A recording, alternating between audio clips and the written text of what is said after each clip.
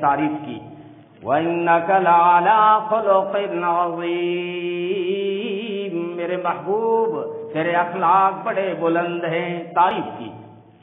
اور نبی پاک صلی اللہ علیہ وسلم کے اخلاق تو اتنے بلند تھے کہ سارے مذاہب مل جائیں، سارے ادیان مل جائیں، سارے دھرم مل جائیں، کوئی اپنے گرو کے ایسے اخلاق نہیں دکھا سکتا جیسے اخلاق محمد عربی صلی اللہ علیہ وسلم کے اخلاق تھے۔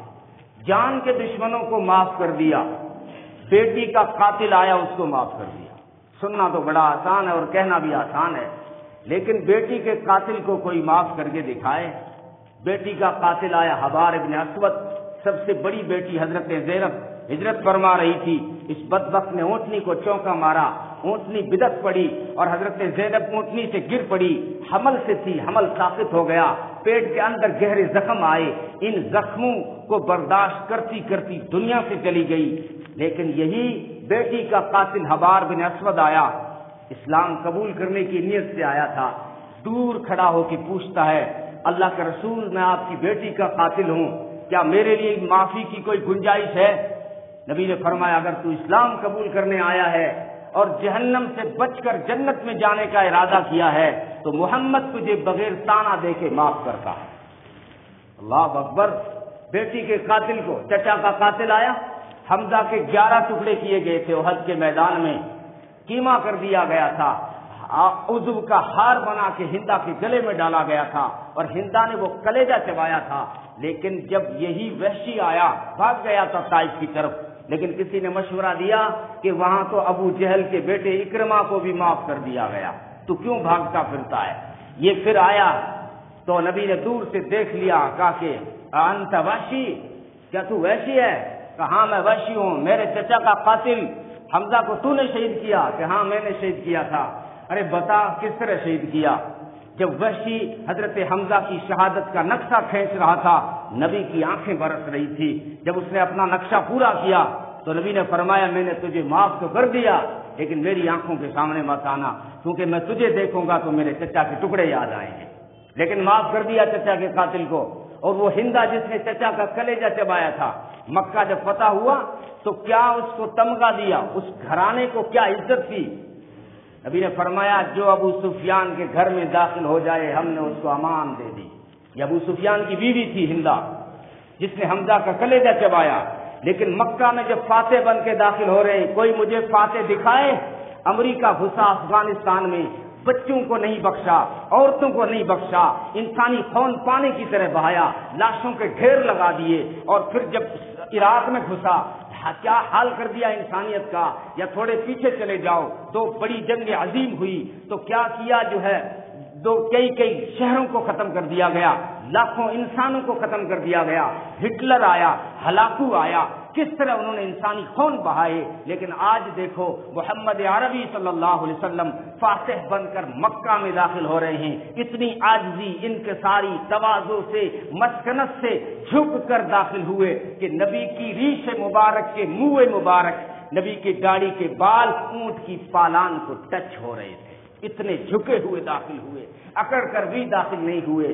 ایک صحابی نے نعرہ لگا دیا الیوم یوم الملحمہ، حضرت سعد بن عبادہ نے نعرہ لگایا تھا الیوم یوم الملحمہ، آج تو زخموں کو چور کر دینے کا دن ہے، خون بہانے کا دن ہے، آج تو عدلے کا بدلہ لیا جائے گا۔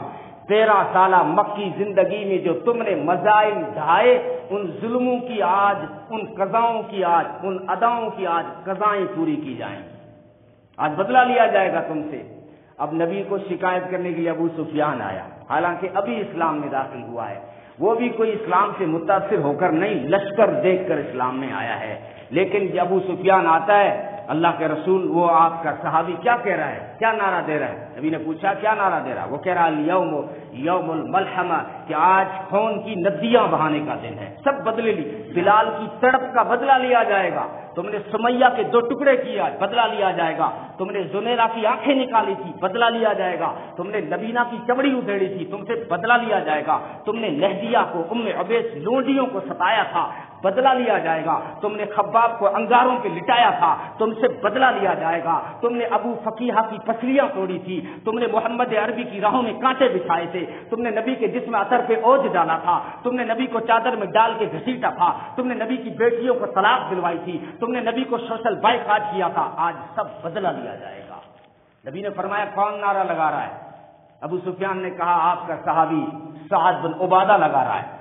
نبی نے فرمایا اس کے ہاتھ سے جھنڈا بدل دو، جھنڈا بدل دو، لیکن ان کا بھی دل نہ دکھے، دل شکنی نہ ہو، ان سے لے کر ان کے بیٹے قیس کو دے دو۔ کیوں؟ باپ کا خواب ہی یہی ہوتا ہے، بوڑھا ہو جاؤں تو بیٹا پوتا MLA بنے۔ ہمارے امین خان صاحب اب بوڑھے ہو گئے تو پردھان میں اس نے اپنے پوتے کو اتارا ہے۔ یہ تو باپ کا سپنا ہوتا ہے کہ میری حیات میں میرا بیٹا میری مسند پہ آ جائے، تو بیٹے کو ہاتھ میں جھنڈا آئے گا تو باپ اور خوش ہوگا۔ ابو سفیان کا کہنا بھی مانا، اس کے ہاتھ سے جھنڈا لے لو، لیکن دے دو کس کو؟ ان کے ہی بیٹے قیس کو۔ اور ابو سفیان کا بھی خیال کیا، یہ وہی ابو سفیان ہے جس نے ہر جگہ سازشیں کی، ہر طرح کے منصوبے بنائے، یہاں تک کہ نبی کے قتل کے منصوبے بنائے۔ ایک دن ابو سفیان کہنے لگا کوئی ہے جو جا کر نعوذ باللہ محمد عربی صلی اللہ علیہ وسلم کو قتل کر دے؟ ان کا تو کوئی پہرہ دار بھی نہیں ہے، وہ تو بازاروں میں بھی پھرتے رہتے ہیں، یعنی ان کا قتل کرنا کوئی مشکل نہیں ہے، کوئی تیار ہو جائے جا کے قتل کر کے آ جائے۔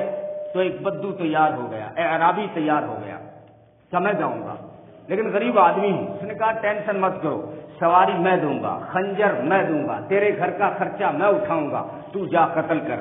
یہ مدینے پہنچا، اعرابی بدو دیہاتی جب مدینے پہنچا، اللہ نے وحی کے ذریعے سے پہلے ہی اپنے محبوب کو بتا دیا وہ آپ کو قتل کرنے آ رہا ہے۔ جب دور سے آتا دیکھا تو نبی نے فرمایا اس کی نیت میں فساد ہے۔ تو حضرت اسید بن حضیر آگے بڑھے اور اس کو جا کے پکڑ لیا۔ جب اس کو پکڑا تو اس کی چادر سے وہ خنجر بھی گر پڑا، نبی کے سامنے پیش کیا گیا۔ نبی نے فرمایا کیوں آئے ہو؟ تو اس نے ساری کہانی بتا دی کہ مجھے ابو سفیان نے آپ کے قتل کے لیے بھیجا تھا۔ نبی مسکرائے اور فرما دیا جا، میں نے تجھے معاف کر دیا۔ ایسے اخلاق سے اس ابو سفیان کو کہا جا رہا ہے جو ابو سفیان کے گھر میں داخل ہو جائے ہم نے اس کو امان دے دیا، جو اپنے گھر کا دروازہ بند کر لے ہم نے اس کو امان دے دیا، جو ہتھیار ڈال دے ہم نے اس کو امان دے دیا۔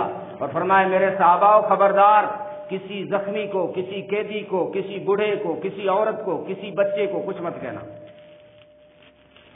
کچھ مت کہنا۔ علی تم جا کے مکہ کی گلیوں میں اعلان کرو، بیواؤں سے کہو ہم تمہارا بیوگی اجاڑنے نہیں، ہم تمہاری بیوگی پن کو بسانے آئے ہیں۔ عورتوں سے کہو ہم تمہارے دوپٹے چھیننے نہیں بلکہ تمہارے سروں پہ عزت کے دوپٹے ڈالنے آئے ہیں۔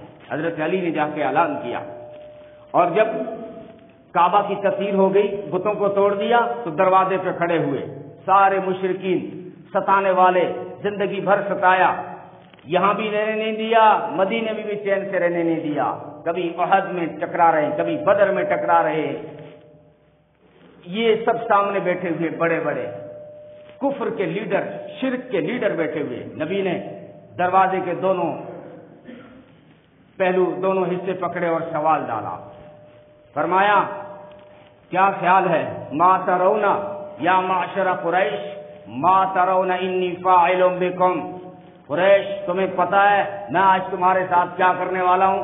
پتہ ہے تمہیں؟ اس طرح کا سوال ڈالا۔ لیکن وہ بدبخت مشرک تھے لیکن مزاج سے واقف تھے، کہنے کہ قالو خیرن، خیر کی امید ہے، اس لیے کہ اخن کریم و ابن اخن کریم، آپ تو ہمارے کریم بھائی ہیں، بلکہ ہمارے بھائی کریم عبداللہ کے بیٹے ہیں آپ تو خیر کی امید ہے۔